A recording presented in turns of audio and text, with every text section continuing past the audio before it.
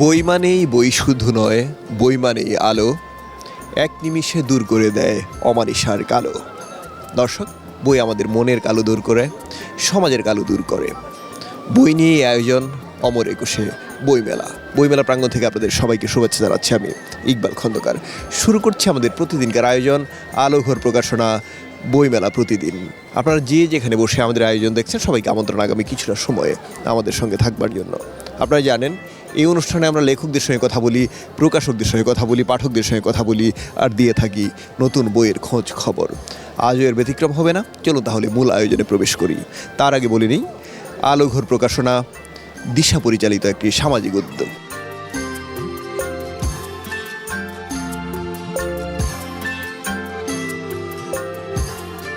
দর্শক, আপনারা দেখছেন আলোঘর প্রকাশনা বইমেলা প্রতিদিন। অনুষ্ঠানের এই পর্যায়ে থাকছে আমাদের প্রতিদিনকার সেগমেন্ট আজকের আলোঘর প্রকাশনা। আপনারা জানেন এই সেগমেন্টে আমরা আলোঘরের নির্বাচিত বইয়ের সঙ্গে আপনাদের পরিচয় করিয়ে দিয়ে থাকি।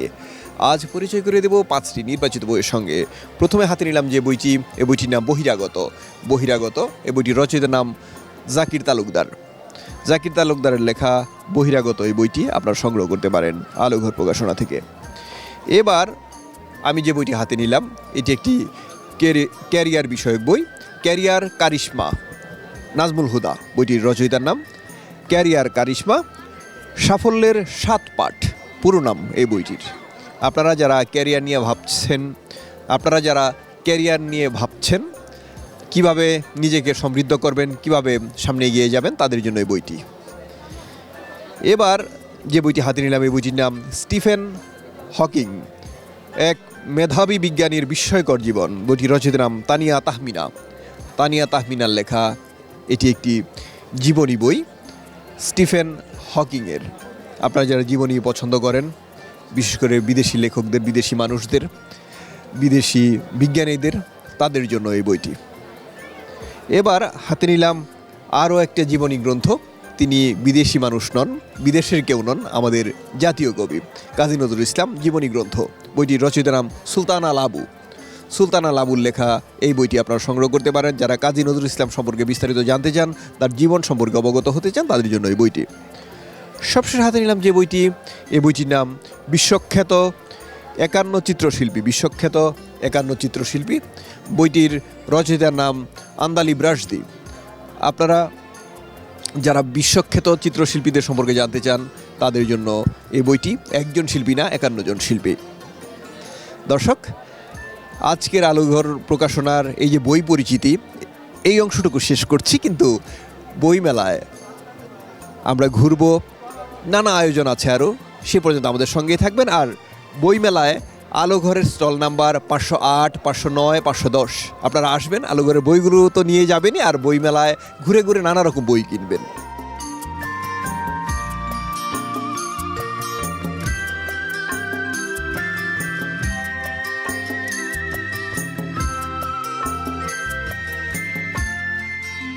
দর্শক, একজন পাঠকের সঙ্গে কথা বলবো। তিনি বই কিনেছেন, আরও বই কিনবেন, আমাদের সঙ্গে কথা হয়েছে, জানবো তার পছন্দের কথা। কী নাম আপনার? আমার নাম ফারহাদ আঞ্জুম লোপা। আপনি কি করেন একটু আগে জানি, তারপর পছন্দের বইয়ের প্রসঙ্গে যাই। আচ্ছা, আমি একজন স্টুডেন্ট, ইন্ডিপেন্ডেন্ট ইউনিভার্সিটিতে পড়াশোনা করছি, বিজনেস অ্যাডমিনিস্ট্রেশনে, ফিনান্সে। আচ্ছা, এখন এই যে আপনার পড়ার বিষয়টা একেবারেই আলাদা, সাহিত্যের বাইরের বিষয়, তারপরেও আপনি বই নিয়ে যে আগ্রহের কথা বললেন ক্যামেরার পেছনে থেকে, অর্থাৎ বাইরে থেকে, সেটা আমরা প্রকাশ্যে বলতে চাই পাঠকদের, দর্শকদের, যে বইয়ের জন্য একটা পাগলামি আছে আপনার। এই পাগলামিটা কখন থেকে শুরু হলো? আমার খুব ছোটোবেলা থেকে আমার মনে আছে, আমার একটা বই পছন্দ হয়েছিল অনেক, আমার খালাতো ভাইয়ের কাছে। তো আমি যখন ওনা থেকে বইটা চাইলাম, উনি আমাকে খুব রাগ করে বললো কি, এত টাকা দিয়ে এত কিছু কিনতে পারো, একটা বই কিনতে পারো না? তো এটার কারণে তখন থেকে অ্যাকচুয়ালি মূলত আমার বই কেনার পাগলামিটা শুরু, যে আমি যদি একটা চুড়ি না কিনে আমি একটা বই কিনবো টাকা বাঁচিয়ে আর কি। এটা থেকেই আমার বই কেনার পাগলামিটা শুরু। আপনি যখন বইটা কিনে নেন বাসায়, তখন এগুলি পড়ার মতো পাঠক আপনার বাসায় আরও আছে কিনা, নাকি আপনার বইটা শুধু আপনিই পড়েন? না, আমার বই পড়ার জন্য আমার ছোটো বোন আছে। ছোটো বোনের নাম হচ্ছে নওশিন আঞ্জুম অনন্য। ও এবার এসএসসি পরীক্ষা দিবে। ও আমার মতো অনেক বই পড়ে, কিন্তু যেহেতু সামনে এসএসসি পরীক্ষা, তাই আপাতত ওকে অনেক ধরে বেঁধে আটকানো হয়েছে পড়া থেকে বিরত রাখার জন্য, যাতে ক্লাসের বইগুলো বেশি পড়ে।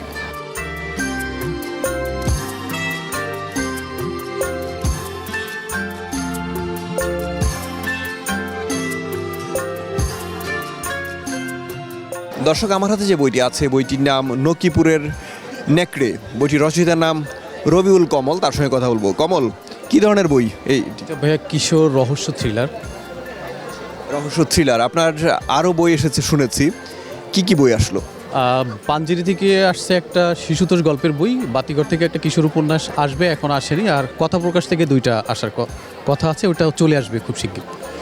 আপনি লেখালেখি করেন অনেক বছর যাবৎ, কিন্তু বই প্রকাশে আমরা নিয়মিত দেখিনি এর মধ্যে আপনাকে। এই বছর অনেকগুলো বই প্রকাশিত হয়েছে। এই যে বই প্রকাশটা, এই গ্যাপটা কেন মধ্যে? গ্যাপ না, আসলে এর ভিতরে টুকটাক বই বের হয়েছে, রেগুলার হয় নাই। কারণ আমার মনে হয়েছে যে আরেকটু লিখি, তারপরে লেখাটা যখন মনে হবে যে না এবার মনে হয় নিয়মিত বই করা যায়, তখন বই করব। তো এবার দেখলাম যে কয়েকটা পাবলিকেশন যে পাণ্ডুলিপি পাঠাইছিলাম, তো সেখান থেকে সবাই ভালো রিভিউ দিছে এবং পাবলিশাররাই যোগাযোগ করে বইটা করার উদ্যোগ নিছে। তো এই হিসেবে আসলে এবার বেশি বই আসতেছে।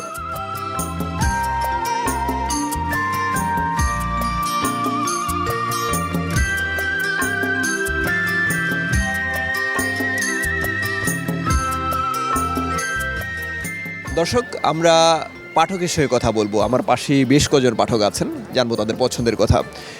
প্রথমে যে পাঠকের সঙ্গে কথা বলবো তার হাত থেকে এই বইটি আসলে আমি নিয়েছি, ইতিহাসের সেরা 100 মনীষী মাইকেল এইচ হার্ট। আপনি বইটি কিনেছেন, বাসা থেকে তৈরি হয়ে এসেছিলেন বইটি কেনার জন্য, নাকি সামনে পড়েছে তাই কিনেছেন?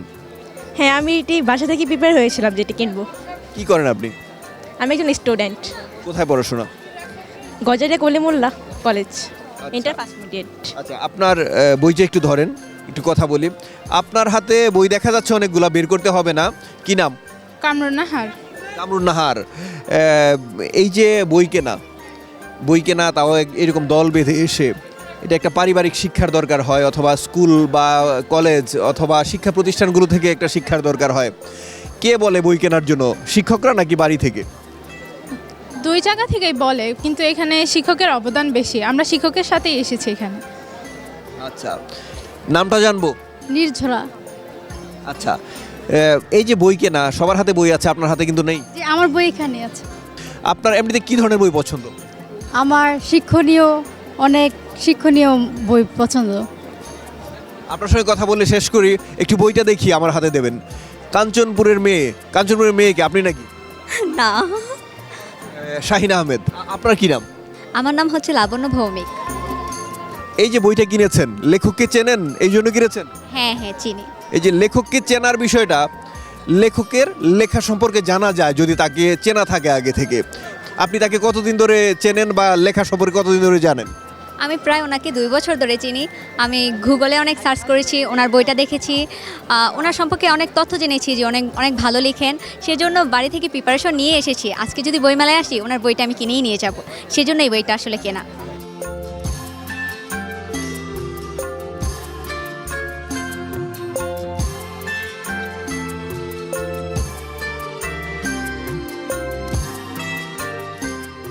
দর্শক, আমার হাতে যে বইটি আছে, বইটির নাম হৃদয়ে প্রত্যাশা জাগে। এই বইটির রচয়িতা নাম অধ্যাপক ডাক্তার মোহাম্মদ আব্দুর রহিম, তার সঙ্গে কথা বলবো।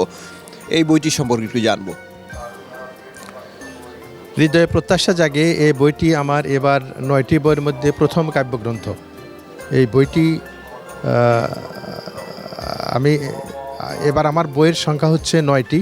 তার মধ্যে 4টি কবিতা গ্রন্থ, 4টি ছড়া গ্রন্থ আর একটি কবিতা সমগ্র 2।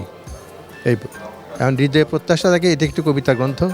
এই কবিতাতে এখানে আমি চেষ্টা করেছি যে বর্তমান সমাজের যে প্রেক্ষাপট, দেশের যে প্রেক্ষাপট, সমাজের যে অবক্ষয়, অনাচার, অত্যাচার, অবিচার সারা দেশ জুড়ে, সারা বিশ্ব জুড়ে যে চলছে, এগুলা সম্পর্কে যে আমার ক্ষুব্ধ মনের যে প্রতিক্রিয়া, এগুলা ব্যক্ত করার চেষ্টা করেছি এবং এর থেকে উত্তরণের যে প্রয়াস, সেটা আমি চেষ্টা করেছি। আপনার অন্যান্য বইগুলোর কেমন পাঠক সাড়া, আরও যেগুলো এসেছে? আমার তো বইয়ের সংখ্যা তো 98টি। আমি 2014 থেকে লেখা শুরু করি এবং 2025 আজ পর্যন্ত, মানে 11 বছর পার হয়ে গেছে। 11 বছরে 98টি আমার বই, 46টি ছড়া, 46টি কবিতার বই এবং ছোটো গল্প বাচ্চাদের জন্য 6টি, মোট 98টি বই। এখন প্রত্যেকটি বই তো আমার বিক্রি হয় এবং আজকে এখানে এসে আমি দেখলাম যে ওনারা বইয়ের যে লিস্ট রাখেন যে বিক্রি হলো, তাতে দেখা যায় যে বেশ বই বিক্রি ইতিমধ্যে হয়েছে এবং প্রত্যেক বছর আমার বই বিক্রি হয়। আলহামদুলিল্লাহ, আমি যে বইয়ের যে বিক্রি যে সারা, আমি আনন্দিত, খুশি। এই আনন্দ বাড়ুক, ছড়িয়ে যাক, এক বছরের আনন্দকে আরেক বছরের আনন্দ। আপনার জন্য শুভকামনা, ভালো থাকবেন আপনি। আপনাকেও শুভকামনা এবং দর্শক সবাইকে শুভকামনা। দর্শক, আমরা কথা বলছিলাম অধ্যাপক ডাক্তার মোহাম্মদ আব্দুর রহিমের সঙ্গে। তিনি কথা বলছিলেন হৃদয়ে প্রত্যাশা জাগে এই বইটি সম্পর্কে। এই বইটি প্রকাশ করেছে প্রকাশনা প্রতিষ্ঠান চন্দ্রছাপ। আপনারা এটি সংগ্রহ করতে পারেন।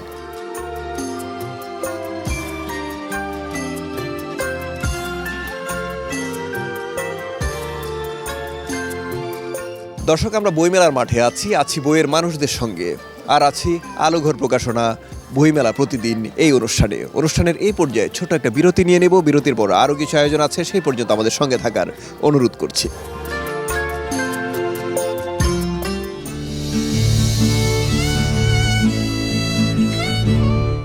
বিরতির পর আপনাদের আরও একবার শুভেচ্ছা জানাচ্ছি আমি ইকবাল খন্দকার। আপনারা দেখছেন আলোঘর প্রকাশনা বইমেলা প্রতিদিন। আমরা বইমেলার মাঠে আছি, বইয়ের মানুষদের সঙ্গে আছি। আরও কিছু আয়োজনের কথা বলছিলাম, চলুন সেগুলো উপভোগ করে আসি।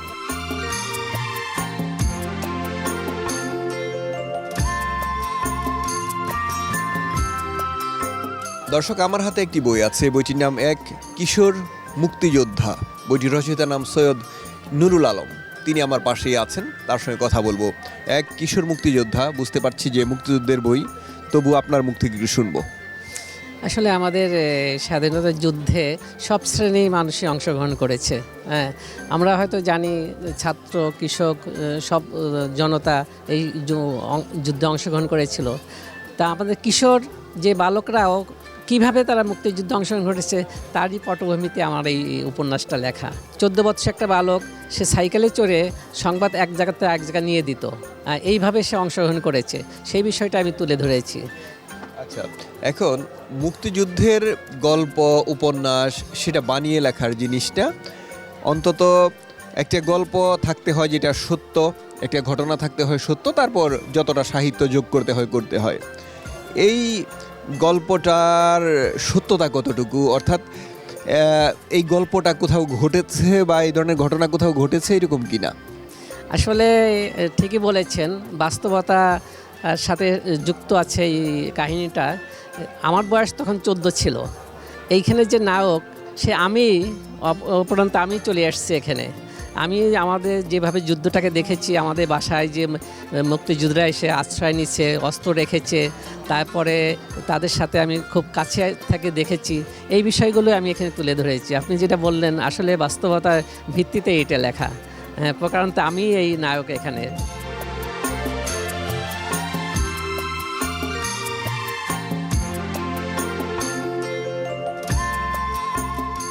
দর্শক, আমার হাতে যে বইটি আছে, বইটির নাম পাতকি। বইটির রচয়িতার নাম ফেরদৌস হাসান। আমাদের প্রিয় মানুষ, প্রিয় নাট্যকার, প্রিয় নাট্য পরিচালক, প্রিয় আরও অনেক কিছু। সবচেয়ে বড় কথা হচ্ছে প্রিয় লেখক। ভাইয়া কেমন আছেন? ভালো আছি। পাতকি নিয়েই তো কথা বলবো। পাতকি নিয়ে আপনার মুখ থেকে শুনতে যাওয়া। কেউ যদি এটা পড়ে সে হয়তো মনে করতে পারে এটা আত্মজৈবনিক, আবার কেউ হয়তো এটাকে ডকুফিকশনও ভাবতে পারে। তো বলে যে পাতকি, তো ও যেহেতু পাতকি মানে পাপী, সেহেতু ও ভয় পায় যে পুনর্জন্মে ও হয়তো বিড়াল কুকুর হয়ে জন্ম নেবে। ওকে যদি আমি গঙ্গা স্নানে নিয়ে যাই দুবলার চরে, সাগরের সেই দুবলার চর, বুঝছো, সুন্দরবনের শেষ মাথায় একদম, তাহলে সে আমাকে ওটা দেবে। তা আমার মাথায় তো খালি ছবিটা। তো আমি আশা করব যে এই বইটা পড়লে পারে সেই সময়টাকে, সেই 80-র দশকটাকে, 90-এর দশকটাকে হয়তো বুঝতে পারবে।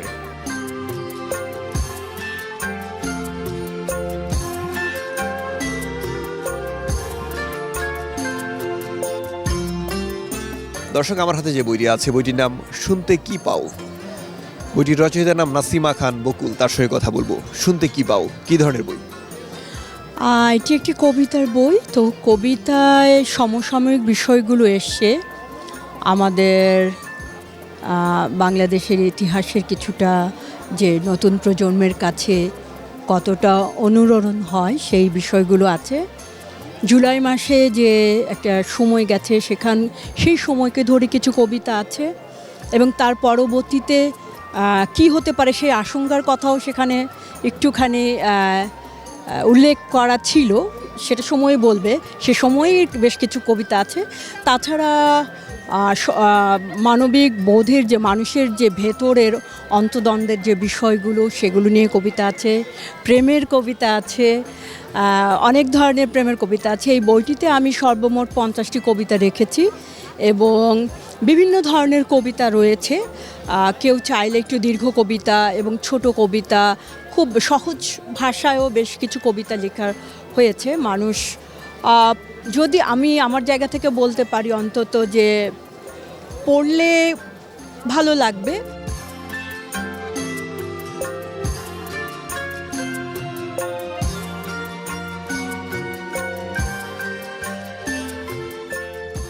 দর্শক, একটা মানুষকে আমরা একসময় শুধুমাত্র গীতিকার হিসেবে চিনতাম, কিন্তু বইমেলা এখন তিনি জনপ্রিয় লেখক, পাঠকপ্রিয় লেখক। পাঠকরা তার বইয়ের জন্য আসে, আর তিনি আসেন পাঠকের টানে। লতিফুল ইসলাম শিবলি, আমি কষ্ট পেতে ভালোবাসি তাই তোমার কাছে ছুটে আসি। তিনি কষ্ট পেতে না, তিনি পাঠককে ভালোবাসেন বলে বইমেলায় ছুটে আসেন এবং প্রতি বছর তার সঙ্গে দেখা হয়। আমার হাতে একটা বই আছে ইমাম ছাড়াও তার অনেকগুলো বই আছে এখানে। তার সঙ্গে কথা বলবো। ভাইয়া কেমন আছেন? আলহামদুলিল্লাহ খুব ভালো আছি। আমরা দেখেছি অভিনয় থেকে যখন একজন মানুষ লেখালেখিতে আসেন, খুব বেশি পাঠক গ্রহণ করতে চায় না, কারণ আরেক জায়গার মানুষ মনে করেন। কিন্তু আপনি একটা জীবন কাটিয়েছেন গীতিকার পরিচয়ে, তারপর লেখক পরিচয়ে এসে আমরা একেবারে এই জায়গাটা মিশে যেতে দেখেছি আপনাকে। আপনার মুখ থেকে একটু শুনবো সেই জার্নিটা কেমন ছিল। আমি আসলে নিজেকে সবসময় কবি ভাবতে চেয়েছি, মানে যেহেতু আমার লেখালেখির শুরুটা হচ্ছে কবিতা দিয়ে, কবিতা, তারপরে গান, তারপরে সিনেমা, নাটক যা লিখেছি এবং পরিশেষে কথা সাহিত্যে আসা। আমার কাছে মনে হচ্ছে কেউ যদি কবি হয় তার পক্ষে মানে সাহিত্যের বাকি সব মাধ্যমগুলো লেখা সম্ভব। তো যেমন উদাহরণ হিসাবে তো রবীন্দ্রনাথ আছেই, নজরুল আছেই, কিংবা আমরা যে সুনীলের কথাও বলি, মানে এই সময় শামসুল সৈয়দ হকের কথা বলতে পারি। তো আমার কাছে আসলে এটা খুব কঠিন কিছু মনে হয়নি, আসলে জাস্ট সুইচ করেছি। আর আমরা কিছু মানুষ থাকে না, মানে সময়ের সন্তান, মানে সময়ের জন্য তার পারপাস সার্ভ করে। আমার মনে হয় যে আমি একসময় গানের জন্য আমাকে দরকার ছিল, আমি গান লিখেছি 90 দশকে। তুমি জানো আমাদের একটা বর্ণিল একটা সময় আছে গানের, 90 দশক। তো ওই সময়ে ওই গান লেখাটাই তখন আসলে আমার জন্য জরুরি ছিল। তো এরপরে আমাকে কথা সাহিত্যে আসতে একটা গ্যাপ নিতে হয়েছে, কারণ আমি আসলে সবসময় গল্প বলতেই চেয়েছি। সেটা আমার গানের ভিতর দিয়ে গল্প বলেছি, কবিতার ভিতর দিয়ে, গানের ভিতর দিয়ে গল্প বলেছি। কীরকম দেখো, তুমি যদি আমার গানগুলোর দিকে খেয়াল করো, দেখবে আমি অনেক সাবজেক্টিভ গান লিখেছি।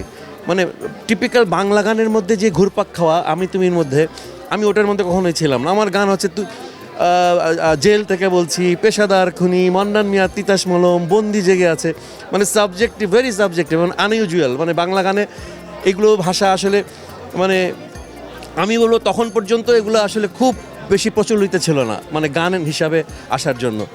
তো গল্প আমি আসলে বলেইছি সব সময়। তো এখন হচ্ছে আসল গল্পের ভিতর প্রকাশটা হচ্ছে। ভাইয়া, আমরা এই পরিবর্তিত পরিস্থিতিতে আপনাকে খুব শক্ত ভূমিকায় পেয়েছি, আর এখন দায়িত্বশীলতার ভূমিকায় পেয়েছি। আপনি একটা বড় প্রতিষ্ঠানের বড় দায়িত্বে আছেন, সেই কথাটা আপনার মুখ থেকেই শুনতে চাই আমরা। এই দায়িত্ববোধ আমার মনে হয় যে একটা লেখক হিসেবে বা মানুষ হিসেবে সবসময় ইনসাফের পক্ষে থাকা উচিত। আমি আমার স্কুল জীবন থেকে কলেজ জীবনে আমি দেখেছি স্বৈরশাসন, এরশাদের স্বৈরশাসন ছিল, আমি তখনও রাস্তায় ছিলাম। এবং আমার ঢাকায় আসাটা এক ধরনের ওই যে মামলা, হুলিয়া এইসব নিয়ে পালিয়ে আসা, কারণ ছাত্র রাজনীতির সাথে আমি গভীরভাবে জড়িত ছিলাম তখন।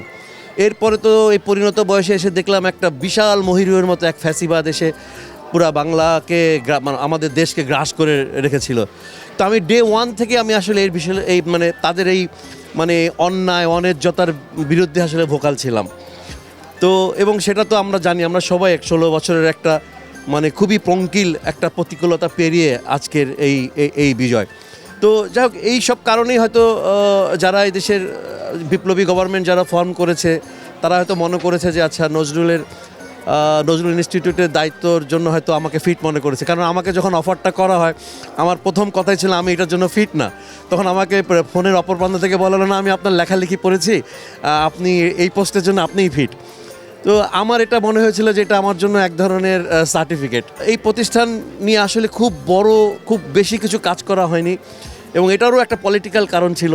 কারণ নজরুল এবং রবীন্দ্রনাথ দুইটা বলয় আমাদের এখানে খুব প্রবলভাবে দুটো বলয় আছে, এবং দুটো বলয়কেই আসলে পলিটিশিয়ানরা রাজনীতিকরণ করে ফেলেছে। কাউকে বড় করা যাবে না, কাউকে ছোট করতে হবে, এরকম এক ধরনের খুব নোংরামি ছিল। দুজনই তো আমাদের কবি, বাংলা ভাষার কবি, আমরা দুজনকেই ভালোবাসি। কিন্তু আমি এসে দেখলাম যে না, এখানে আসলে খুব নোংরাভাবে পলিটিসাইজ করা হয়েছে এই দুই কবিকে। তা আমি সেখান থেকে নজরুলকে আসলে বের করে আনতে চাই, এবং আমাদের জাতীয় কবি আমরা সবসময় জানতাম, তো এটা আসলে অফিসিয়ালি এটা ছিল না। তো আমি আমার এটা প্রায়োরিটি যখন ঠিক করি, আমি দায়িত্ব পেই, ফার্স্ট প্রায়োরিটিতেই আসলে আমি এটাকে রেখেছিলাম, এবং যেটা গত 40 বছর ধরে অনেকে ট্রাই করেছে, এটা পারেনি। তো আলহামদুলিল্লাহ আমার সময় এসে সেটা আমি করতে পেরেছি। আমার মনে হয় এই জীবনে এটা আমি অনেক, মানে আমার জীবনে একটা বড় কাজের মধ্যে এটা আমি সারা জীবন গর্ব করবো এই কাজটা নিয়ে।